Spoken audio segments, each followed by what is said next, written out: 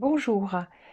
Les événements auxquels on est, confrontés depuis quelques semaines, nous heurtent et puis, interrogent quelque chose qui est fortement, ancré en nous, c'est le besoin de contrôle. Nous avons tous plus ou moins un besoin de contrôle, c'est-à-dire, cette capacité qu'on peut développer à certains moments, cette envie, cette volonté d'exercer une action sur ce qui nous entoure. Donc ce qui nous entoure, ça peut être les autres, hein, on aimerait pouvoir contrôler les autres, leurs actions, leurs réactions, mais on aimerait aussi pouvoir contrôler, les événements, les situations, l'issue d'un certain nombre de choses qu'on peut impulser, ça peut être tout simplement nos projets. Donc le besoin de contrôle est fortement ancré en nous parce qu'il a à voir avec notre capacité aussi à anticiper. Et cette capacité à anticiper est directement liée à notre instinct de survie. On va mettre en place les moyens nécessaires pour anticiper, pour contrôler notre environnement ou les autres, et quelque part toujours chercher à se rassurer. Or, ce qu'on peut voir, c'est que ce besoin de contrôle, c'est complètement une utopie. Pourquoi? Parce qu'il y a un certain nombre d'éléments sur lesquels ou d'événements sur lesquels on n'a pas de contrôle et même on n'en aura jamais. Se bloquer complètement, se braquer dans le besoin de contrôle, c'est vraiment, perdre, dilapider une énergie qui pourrait être utilisée ailleurs. Je vais prendre une comparaison, c'est celle avec la conduite automobile. Ça consisterait par exemple à conduire, en espérant ou en imaginant qu'on puisse avoir une action sur les autres conducteurs, c'est-à-dire les empêcher par exemple de faire survenir un accident de voiture. Et ça n'est pas possible. Le besoin de contrôle, c'est une utopie. Donc quand on est coincé dans cette volonté de tout contrôler, comment on peut essayer de récupérer justement, du bien-être, de l'équilibre, quelque chose peut-être de plus apaisé? Eh bien, c'est de déplacer le curseur et une fois de plus de se recentrer sur soi et de voir qu'on peut faire une différence, on peut faire une nuance entre contrôler, qui n'est pas possible, et maîtriser.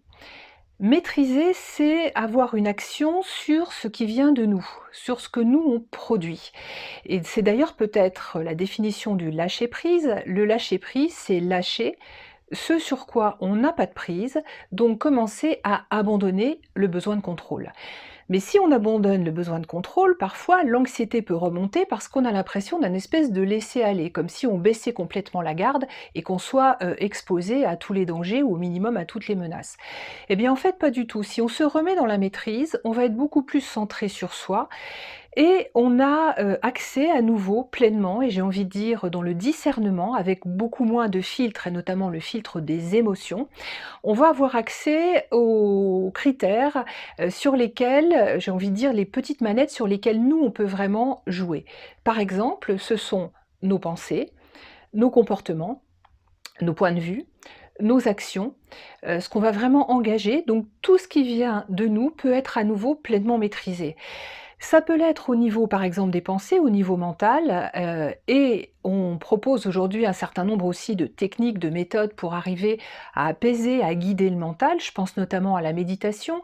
Ça peut être aussi des techniques qui repassent par le sport, quelque chose qui est beaucoup plus corporel et puis moi aussi, je pense bien évidemment à la sophrologie.